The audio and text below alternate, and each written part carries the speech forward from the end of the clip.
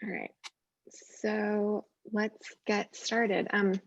Hi, everyone. Thank you so much for joining us today for our California Outdoor Recreation Town Hall with Congressman Carbajal. My name is Tanya Lownhecht. I'm the Communications Director for Outdoor Alliance. Our office is based in DC, but my family and I are currently living with family out in California where I grew up. Although we're gathering virtually from across the state today, I did want to acknowledge the background of California's public lands and waters, which are home to more than 100 tribes with more indigenous people than any other state in the country. And I'm joining you from the land of the Kashaya Band of Pomo Indians, who are the first inhabitants in the area. They were forced inland about 150 years ago and only recently returned to the coast, and they continue to steward land just a few miles south of where I am. I'm really looking forward to today's conversation. We have a really wonderful group of folks that are leading outdoor recreation and conservation efforts here in California. And there's a lot to discuss in the next hour, including recent successes like the Great American Outdoors Act and new protections like the Central Coast Heritage Protection Act, climate issues, which I know are top of mind for everyone right now, especially with this wildfire season, and the opportunities for recreation and conservation policy over the next Congress. So just to give you a quick lay of the land for what to expect, I'll do some introductions. The panelists will introduce themselves, and then we're hoping to just have an open-ended conversation about the next few years, how all of us can move the needle on conservation issues, what's gone well, and what we hope to move going forward. We have a really incredible, thoughtful, and smart group of advocates for public lands, and I'm excited to hear from all of them about the opportunities that we have to improve the outdoors in the next few years. We'll also save some time at the end for questions from everyone. So I wanted to do a little Zoom housekeeping. We'll be recording this session, and once it's posted, I'll make sure that everyone who attended today gets a link to the recording. I also want to encourage you to participate. For some reason, our chat does not appear to be functioning today, which is a bummer, but we do have the Q&A function. So I encourage you to leave your questions in that question box. It's just down below if you're not familiar with Zoom, which that would be amazing at this point. So please feel free to leave your questions at any point throughout the hour, and we will make sure we'll save some time for questions at the end. And then before we all start talking, I also wanted to ask a few questions of everyone who's joining us today. So I have a couple polls to run before we get going.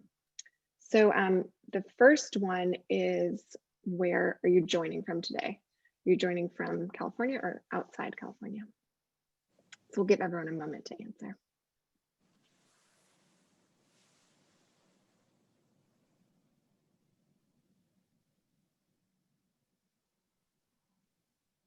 All right, sharing the results. So it looks like most people are from California. And then the next poll is, what are you most interested to discuss today? Climate, land protections, equity, the Great American Outdoors Act, public process.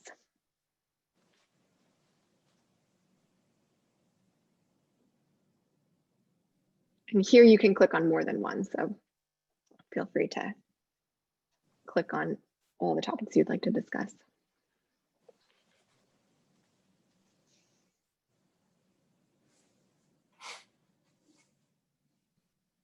All right, so I'm going to end the poll, share the results. Looks like California land protections is the biggest one. Climate, equity, Great American Outdoors Act.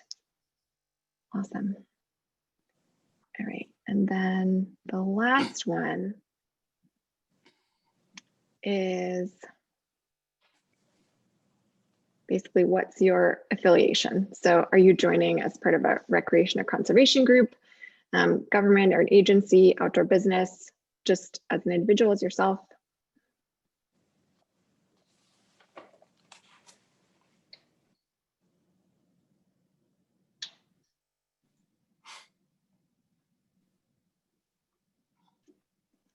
All right, wonderful. I'm going to go ahead and share the results.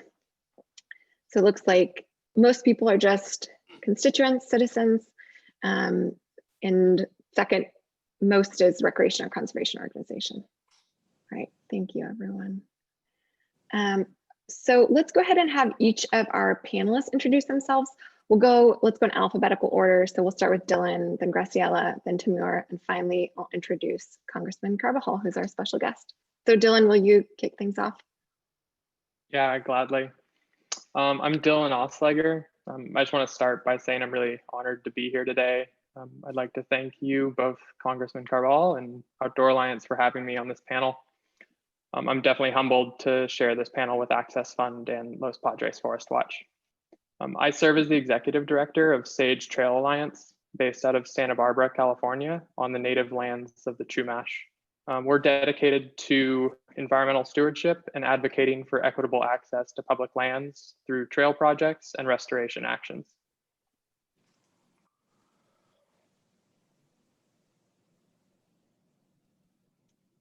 Thanks, Dylan. Graciela, are you willing to go next? Hi, everyone. I also want to say thank you to Congressman Carbajal for hosting this together with the Outdoor Alliance. I'm very grateful to be here with you all today. And I want to acknowledge that I am joining from Santa Barbara, which is the ancestral homeland of the Chumash community, who were the original protectors of the land.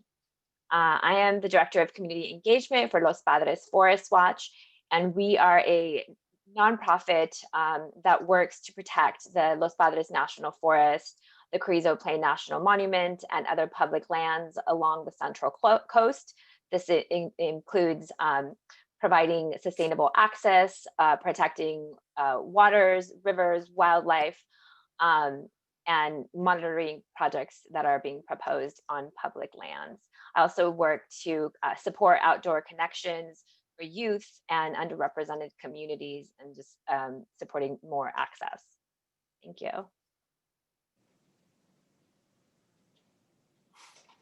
Thanks. Go ahead, Timur. My name is Timur. I'm coming to you from Bishop, California, known as Paiuhunadu to the local indigenous tribes, which are the Paiute and Shoshone peoples. I work for the Access Fund, which is an organization that protects America's climbing and conserves the climbing environment. I do a mixture of policy work, public lands issues, and also a pretty significant chunk of my time is spent on equity issues, so justice, equity, diversity, and inclusion in climbing and in the outdoors more generally. Thank you all. So I am delighted to be able to introduce our special guest, Congressman Carbajal. Congressman Carbajal represents California's 24th congressional district, which includes San Luis Obispo and Santa Barbara counties, as well as part of Ventura County. Congressman Carbajal is a champion of the environment and of our natural resources. His first act in Congress was the California Clean Coast Act, which bans future offshore oil and gas drilling on the coast. He's also a member of the Bipartisan Climate Solutions Caucus, which serves as a working group dedicated to advancing proposals that will mitigate and reduce climate change, at the same time encouraging growth and job creation. His recent support for the Great American Outdoors Act helped to secure billions in funding for public lands and waters and recreation. Congressman, thank you so much for joining us today. We're really happy to have you. I know we're going to spend quite a bit of time talking about California land protections. I wanted to briefly start off by talking about the Great American Outdoors Act, because that was such a big win, and just take a moment to celebrate that. We're so grateful to you and your colleagues for the many years of work that it took to get that bill passed. And I was hoping that you might start by talking a bit about what lessons we can take away from how the Great American Outdoors Act got passed and how we can apply those to our future goals for conservation. Sure. Well, first, Tanya, let me go over some remarks that I was going to say, but I will start with that one issue that you mentioned. But first, let me thank you, Tanya, for moderating today. I want to thank Katie also, who isn't part of today's discussion, but I know she was instrumental also in helping put together this great town hall to discuss environmentalism and conservation. I want to start out also by thanking Timur, Graciela, and Dylan for their just extraordinary work and partnership and making sure that we collectively move important efforts forward, like the Great American Outdoors Act.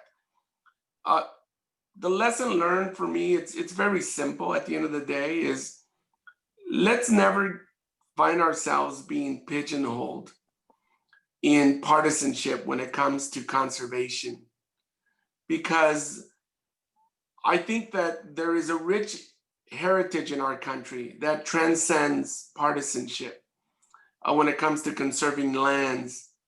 And I think in this case, with the Great American Outdoors Act, it came together because there were a lot of people on both sides of the aisle that believed in this issue and rolled up their sleeves and made this happen. If I think we relied on the partisan gridlock and environment that has come to characterize Washington, important pieces of legislation like this, where we could come together, would not be able to move forward.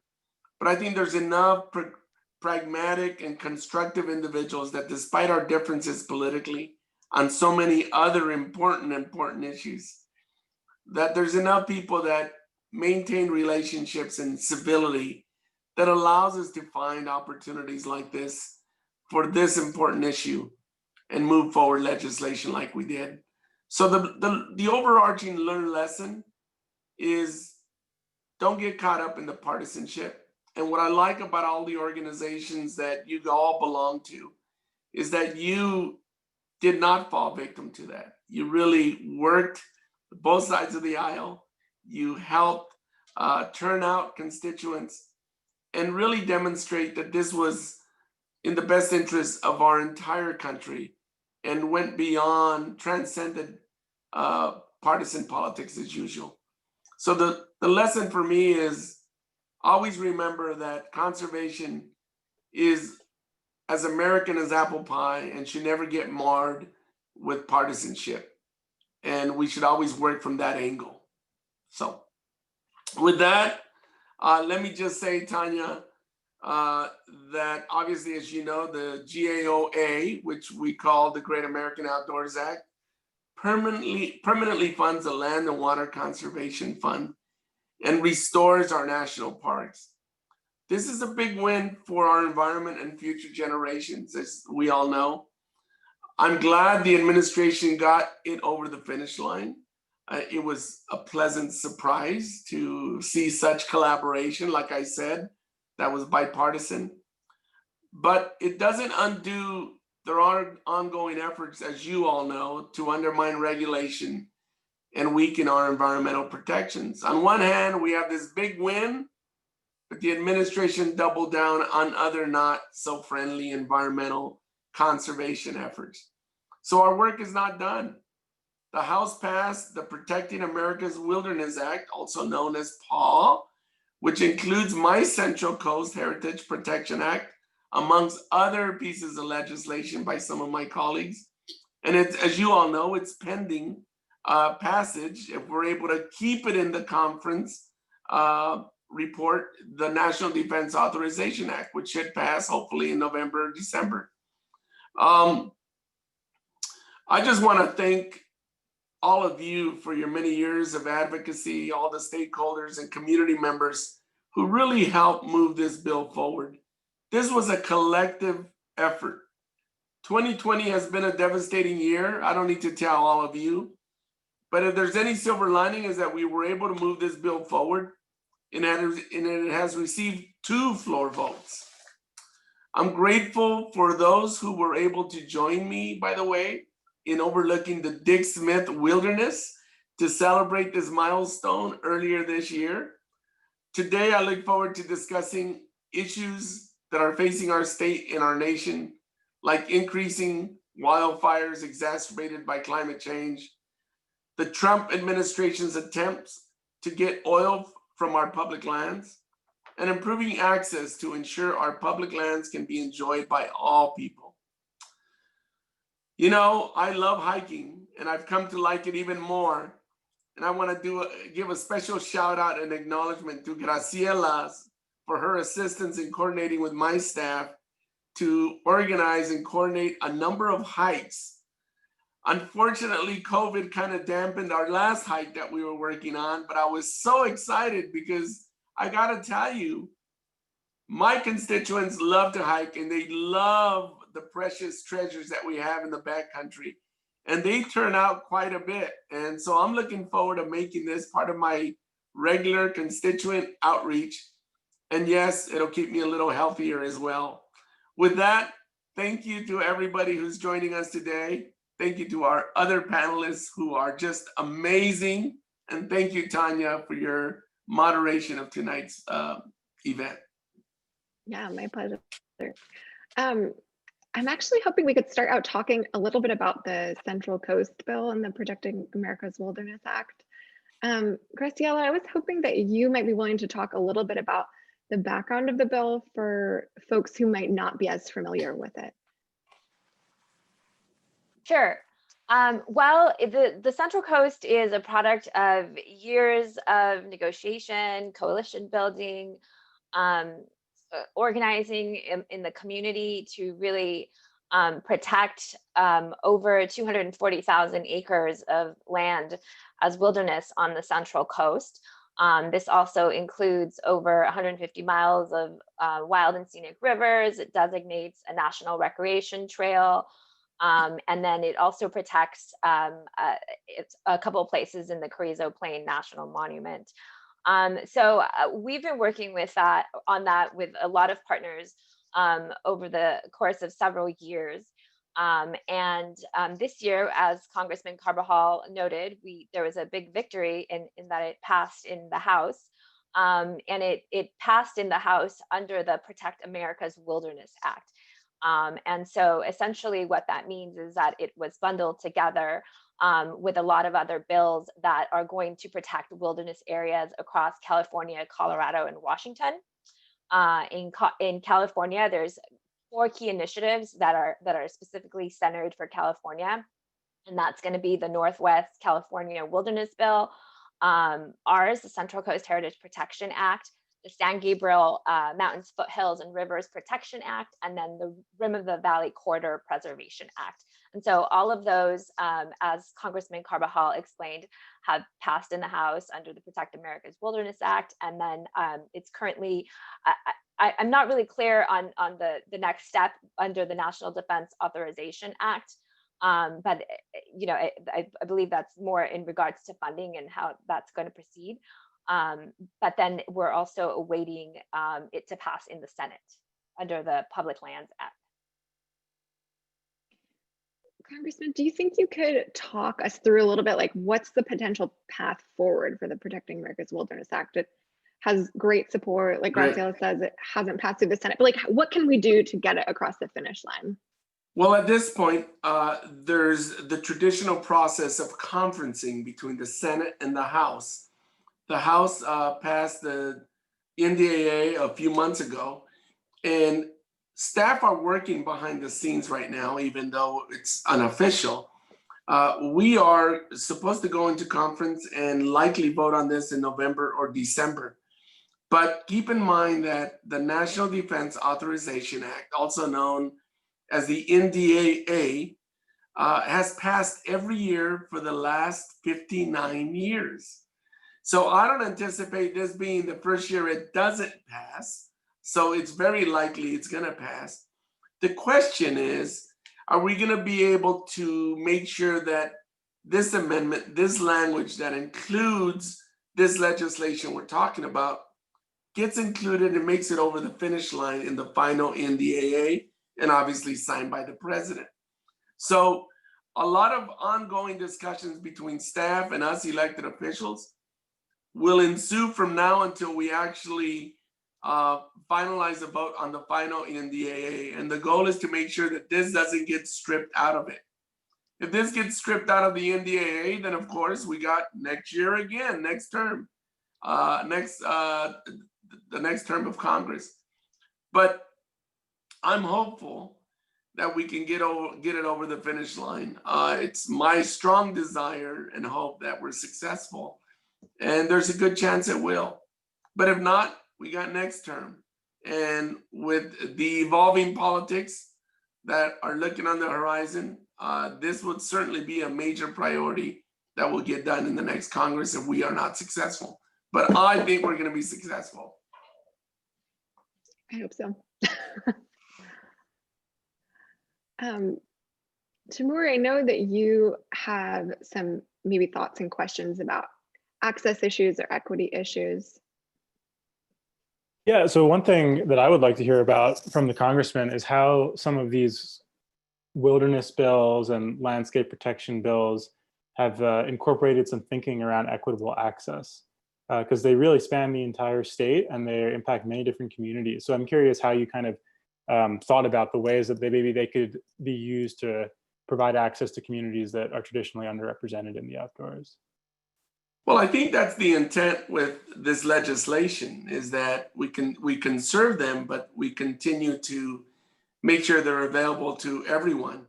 And that's why organizations such as those that you represent are absolutely fundamental to make sure that we are reaching out to a broad constituency, to make sure that everybody is equally enjoying and partaking and recreating in these extraordinary treasures.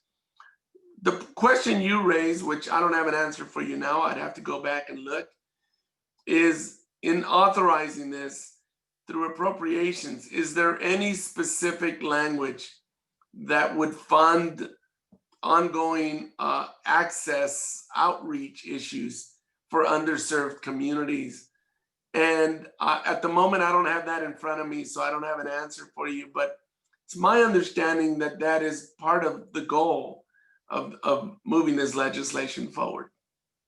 And certainly, I mean, just the nature of some of these designations themselves, close to major population centers, is a really big deal, just because transportation is one of the biggest barriers to access across the nation. And transportation, of course, ties into many different other aspects of many other different barriers to access. But by designating landscapes that are close to where people live, it's really bringing the nature to the people. And so I think that's in and of itself a good act for equitable access. Absolutely. Let me tell you, I'm one of those kids. I grew up, my early years were in Arizona. My father was an underground miner, and I lived in a little rural town.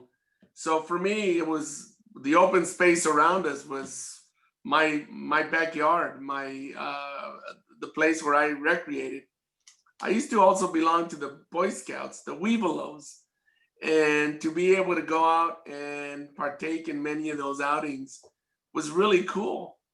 But when I moved after my 6th grade elementary school year with my family from Arizona to Oxnard, where my father then went back to being a farm worker because he didn't have much of a formal education, I reflect back and I don't see having had too many opportunities living in public housing, what we call the projects, coming from a low-income family. I don't recall having too many opportunities by nonprofits or government or anyone where I was encouraged, invited to go enjoy some of these precious treasures. So I certainly, Tamur, I certainly relate, understand, and think it's an absolute priority to make sure that somehow legislation has some kind of component that promotes outreach through appropriations or somehow working with nonprofits, working with recreational departments to make sure that we are introducing as many people as possible to understand that this is available to so many, and it's oftentimes inexpensive. Camping, fishing, for those that are hunters, you name it. There are so many awesome resources, and I think we need to remember to make sure we're doing that. So absolutely. Another awesome resource is mountain biking. Dylan, I'm hoping you would speak to that a little bit. Yeah, definitely. No, I think especially with respect to NDAA and where PAW is attached to it, I think conservation bills such as this are incredibly important, and they're inherently tied to recreation and to underserved groups. But at the same time, conservation really does act currently as a pillar for climate change. By protecting these landscapes, we're climate neutralizing public lands. but we do need to fund their maintenance. We need to fund the ability to bring underserved groups out there.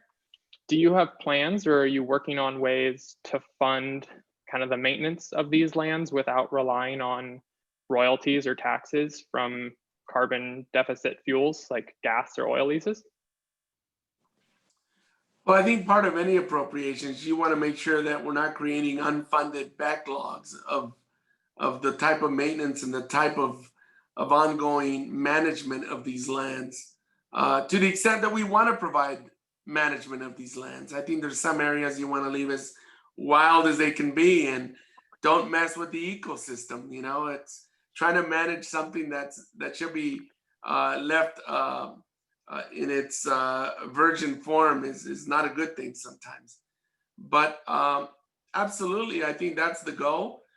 But you know, when you consider the deficit spending that goes on in Washington, it's getting harder and harder to make sure that we're providing the funding to make sure we do that.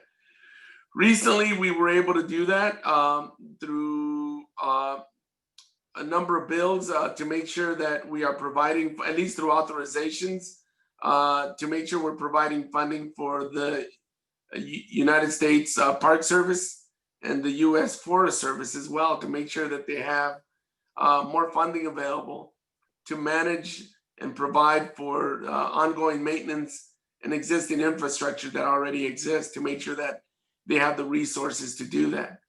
But you're right, if you don't give thought to that, that is an area that will be left undone. And you don't really see the damage of that until later on in the long term, where we're begging for every other dollar to make sure that we're providing for these important restorations or management of these lands. Graciela, I know that you're thinking about how the funding hits the ground from the Great American Outdoors Act to Los Padres National Forest and other lands in the 24th District. I don't know if you wanted to talk about that or ask more questions about that, because I know that's something we have discussed quite a bit. Yeah, well, can I just go back to the funding around access that Timur mentioned? I know that there is a bill called the Transit to Trails Act that would essentially provide a grant to fund transportation, especially for underrepresented communities, to public lands.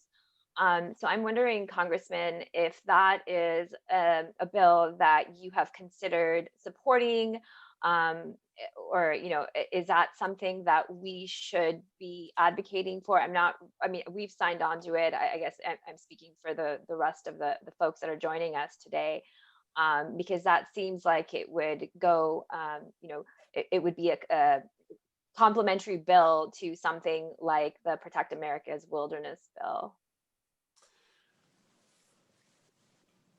I am not, who's the author of that bill? And keep in mind, there's thousands and thousands of bills that are. Oh, okay. I believe it's Booker, Cory Booker. So it's a Senate. It's a Senate bill. Is there a companion bill in the House? There's a companion bill in the House by Jimmy Gomez, and then the Senate bill is with Booker and Kamala Harris, I believe. And then in the House, it's Jimmy Gomez, and I can't remember who else. Well, certainly for me, it's a no-brainer. Of course, I would sign on to that. Just keeping track of any and all bills that move forward is a challenge. So when I hear of bills like this, I will follow up with my staff. I know Wendy's listening, so we'll follow up to see about whether to see if I'm a sponsor, and if I'm not, I should be a sponsor. But again, these are the types of bills, they're markers, because with 3 weeks left in this Congress, there's not a lot like these types of good bills that are going to pass. And until the composition changes in the Senate or the White House, we're not going to see a lot of these important bills move forward. But Graciela, I really appreciate you raising this forward, and I will look at it and see if I could support it. I don't see why not. But it's bills like that we should be supporting. I mean, one thing is to look at the broader legislation itself, but it's bills like this and other legislation that kind of, like I said earlier, provide the authorizations, provide the foundation by which we could build on making sure that there's funding directed at increasing access, especially for underserved communities. Mm-hmm. Great. And so in regards to the Great American Outdoors Act, and perhaps, well, one of the big wins there is that it's going to fund the Land and Water Conservation Fund that addresses the backlog for national parks, national forests, and other public lands. And so from what I understand is that the funding for that is predominantly going towards infrastructure projects that are shovel ready, which means they've already gone through the NEPA process, and are usually things like, upgrading campsites, roads, fixing restrooms, things like that. But I'm not really clear on how it's any sort of trail or less impactful infrastructure in the forest is prioritized. So I'm curious if that's something that you're looking at for the Central Coast, and what we're doing to really look at creating projects that are more sustainable, and what are some of the priorities there? Well, certainly those are of major interest to me, and these are issues that I will follow up, Graciela. I really appreciate you raising those, because you're right. I mean, the GAOA is going to provide a lot of resources to address that backlog, but at the end of the day, unless it does a lot more than traditional, it's not going to help in other areas. I see trails as part of infrastructure, so I don't see why that wouldn't be included. Mm-hmm. But you raised the question, I should follow up to make sure that what kind of is there going to be a priority level of prioritizing the investments that are going to be made, and where do trails fall into that? So I will follow up on that issue, and certainly that's a priority. Many constituents have been working on these issues in the Central Coast, in my district, and as a matter of fact, there's one individual by the name of Dan Jarrah who works on these issues all the time and is always talking to me about these issues. And I owe him some more research on this and getting back to him. But you're absolutely right. I assume trails are included, Graciela. Mm-hmm. I would be surprised if they weren't included, like any other infrastructure. Mm-hmm. The question is, what's the priority? What's the priority? Let me look into it. I'm sure there's a process. Dylan probably can chime into this conversation as well. He's the trail expert here. Yeah, I'll gladly jump in here. Congressman, much of the work I do is galvanizing volunteers and community members to steward trails, so to maintain trails on public land and bring back trails that are destroyed in natural disasters. So whether it's Santa Cruz Trail that was destroyed in the Zaca fire back in 2017, or repairing trails in Santa Barbara that were destroyed after the Thomas fire. That's kind of a primary goal of a lot of trail organizations. And so, from my experience, GAOA and LWCF does have money for trails themselves. And I think we're all very excited about this passing. But I think not only myself, but the average person really wants to know how the money moves out of DC and how does it come into communities across the country. Not only what projects get priority, but how do individual citizens or groups advocate for repairing trails that have been lost, for city parks, or for public lands close to us? Is there a process lined up for that yet? Dylan, all very good questions that I wish I had better answers for you. But what you're doing tonight is basically giving me a laundry list of things that I need to go back and make sure that my staff and I are working on these issues, because all the issues or questions you have deserve a good answer. And so let me go back with my staff and try to get you a better sense of how those funding sources are going to flow through the agencies, through grants. How much are the agencies themselves going to do through subcontractors or themselves as employees, and how much of it they're going to provide us grants through organizations that are doing this good work. So let me look and find out what will be the process, what will be the vehicles, and what is the time frame. Yeah, I mean, Great, I I think appreciate that.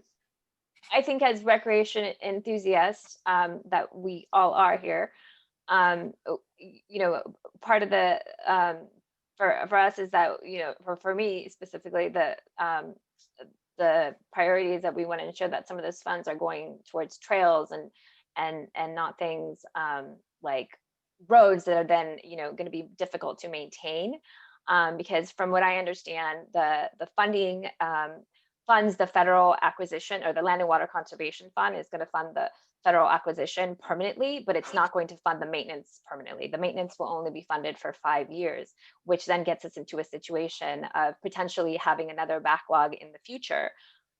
So if we were to fund things that are more sustainable and less costly, like trails, then we wouldn't have to be worried about, you know, road maintenance and those kinds of things in the future. Absolutely. Absolutely, Graciela. Why don't we transition to talking about climate a little bit? Because I think that's related. We've been talking about recovery from some of these fires, and then there's also, you know, short and long-term prevention. So I know, Congressman, this has been a big focus of yours since you've been in office, and obviously it's on all of our minds after this fire season.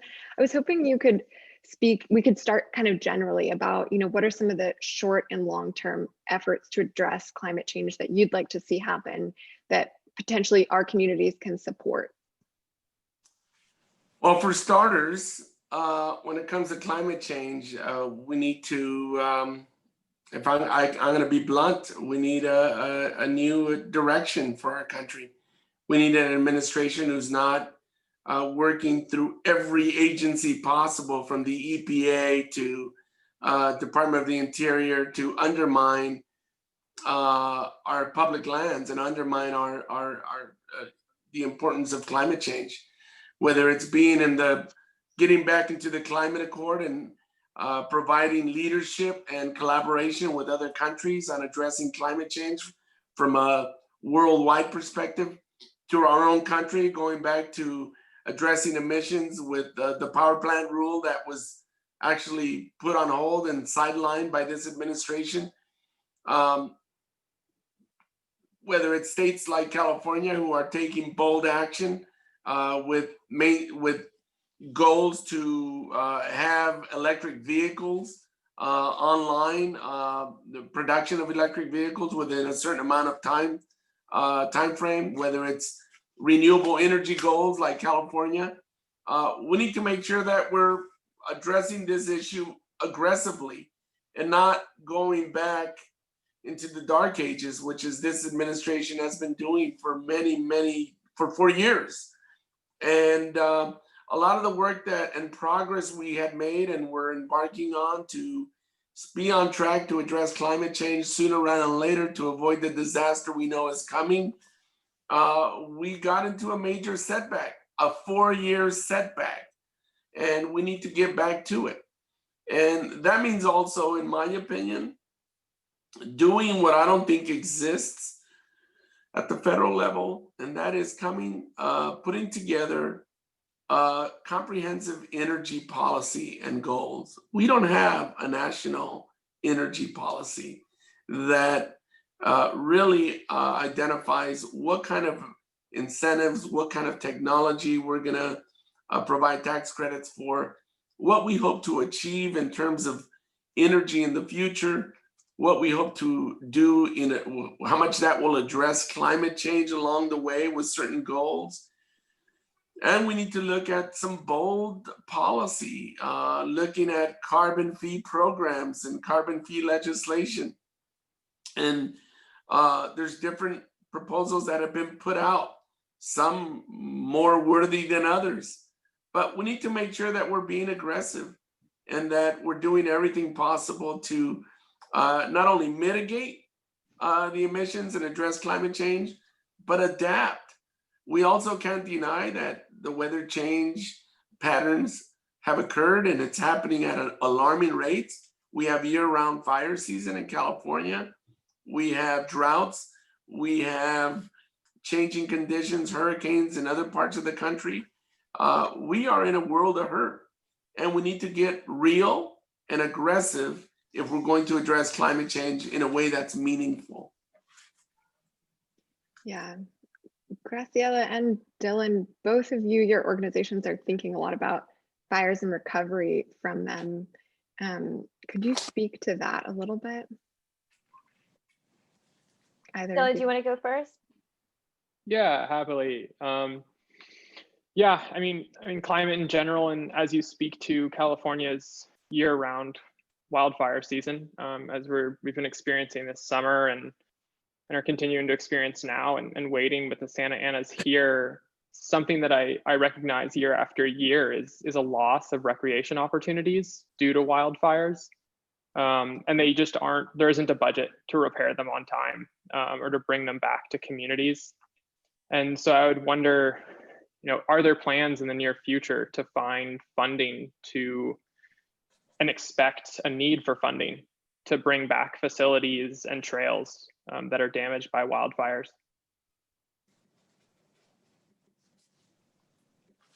Say the end of that, to bring back funding for trails. Yeah, no, I was wondering if there's an expectation for, a need for consistent funding to bring back trails and facilities that are damaged by recurring wildfires.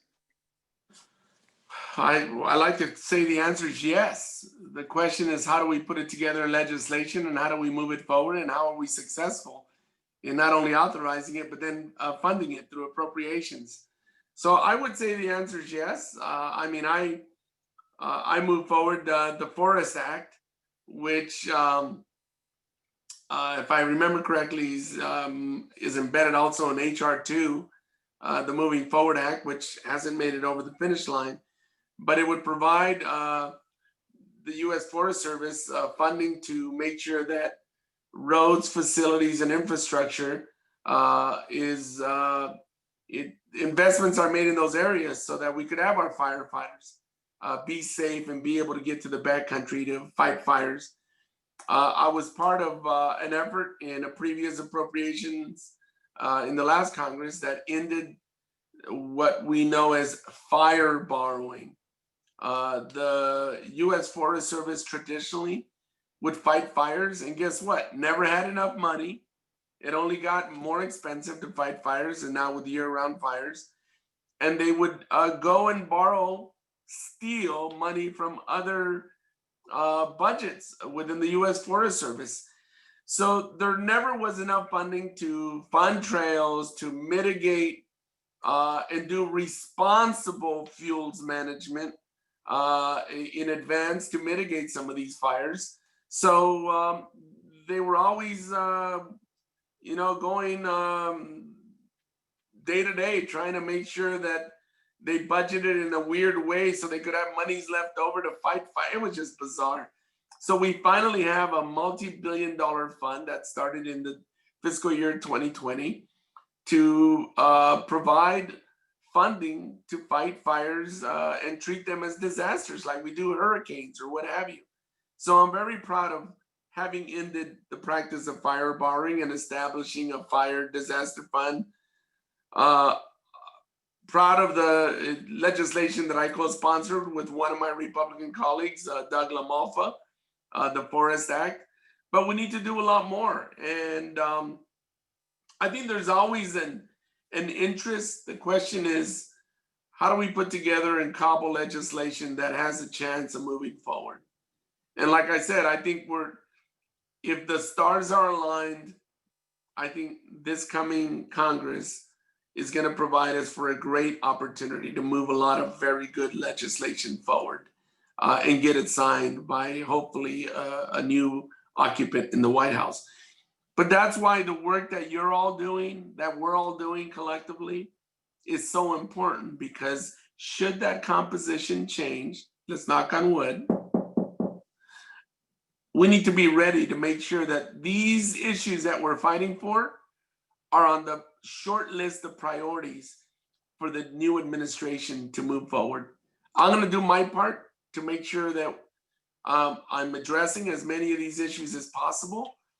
but I know you're also working with other members of Congress, my colleagues, so that we can all do different pieces and get it over the finish line.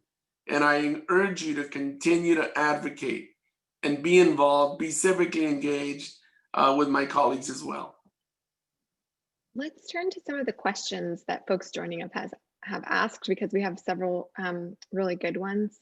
So I wanted to start with one. Dana asks, Governor Newsom just signed his 30 by 30 executive order a few weeks ago with climate resiliency goals included. What are some ideas for ensuring the work of federal land management agencies working in California are functionally aligned with the climate resiliency goals in California? Say that again, repeat it. Okay, so this is about the new executive order that Governor Newsom just signed, the 30 by 30 order. So what are the ideas for making sure that what the federal land management agencies are doing are aligned with these climate resiliency goals? Well, for starters, we need to see what goals the federal agencies have, if any, in this area, and see how much, where the nexus is between existing goals or not. But I think the governor lays down a marker and provides a foundation by which we could gauge and evaluate what federal agencies are doing, plan on doing or not, and then push in that direction.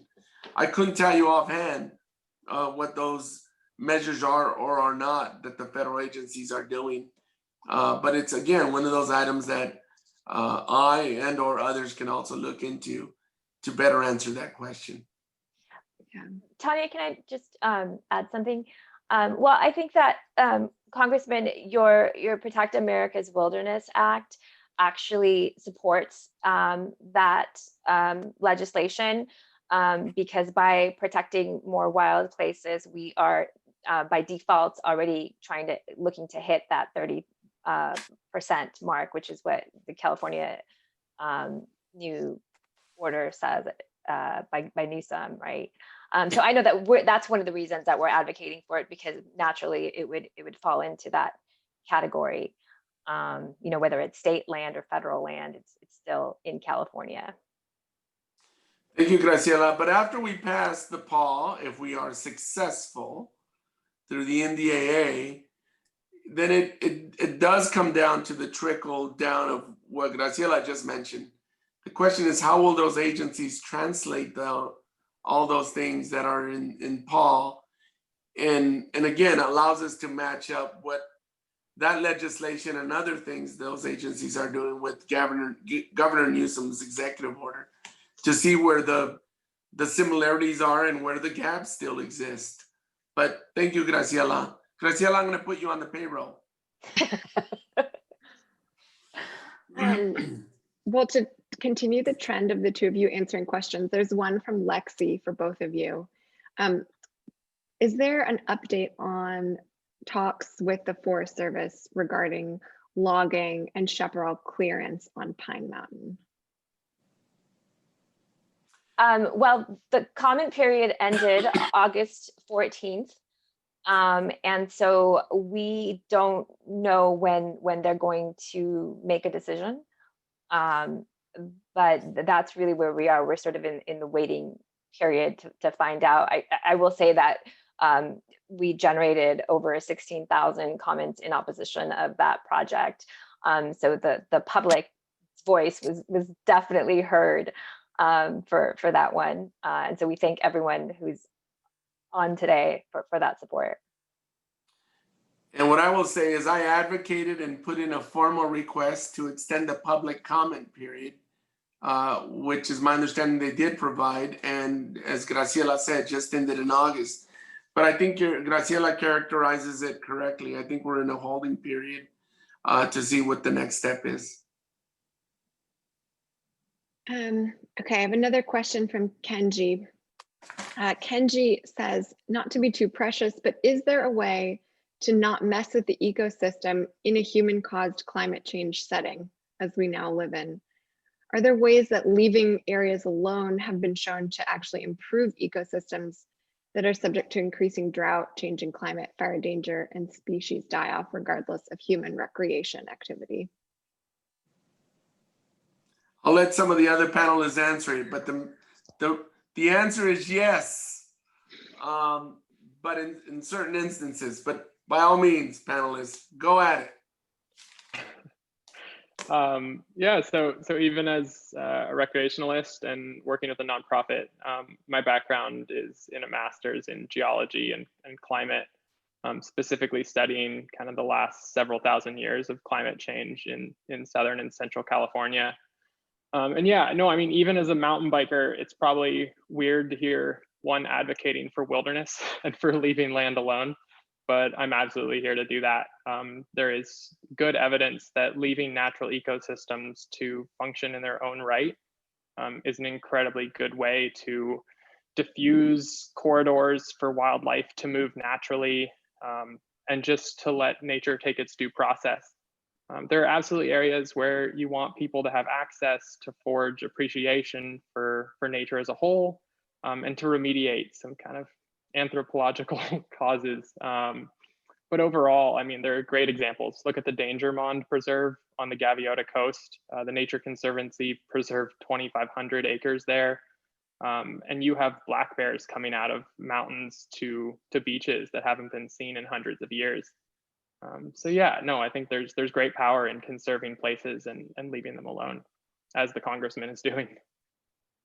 I was going to say, well, none of us panelists here are scientists, or fire experts. Clearly, I was completely wrong about that. Thanks for that, Dylan. I do think it's interesting, though. There's a few questions in the chat about prescribed burns and the role that plays, and I totally agree with what Dylan said. Like, yeah, you definitely can leave some things alone, and they'll heal on their own. But we've also messed things up so much that in some cases, like with the prescribed burn example, and I'm not a scientist, this is not my area of expertise, I'm not a fire ecologist, but just as a California citizen who's tired of sitting in smoke for 3 months of the year, the landscape has been affected by people for millennia. Tribes have been managing the land very intentionally, long before we had these notions of modern Western science. And so some of these sort of prescribed burning practices, which are a human imposition on the land, if you will, are important and are important for. So I think in some cases we can totally leave it alone, and in some cases there's more of an imperative on us to fix our own mistakes. I might draw the line at seeding the atmosphere with particulate matter to like reduce the global temperature or something like that. That's a little bit too much geoengineering for my taste. But on a smaller scale, like prescribed burns, like I agree with some of these questions I'm saying, where we should be going back to these practices to a much greater degree, in my opinion, unscientific opinion. And Ahmad, Tamur, as you know, one of the biggest challenges we have for those of us that want to conserve and protect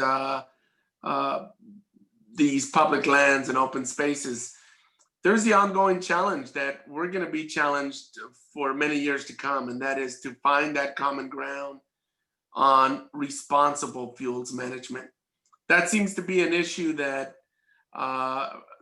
that challenges all of us, because we want to mitigate, and we want to mitigate fires, not that they're year-round, and we need to look at what some of the indigenous practices were of how to mitigate and provide some of those prescribed burns and some of those methods, with also protecting the ecosystems and what have you.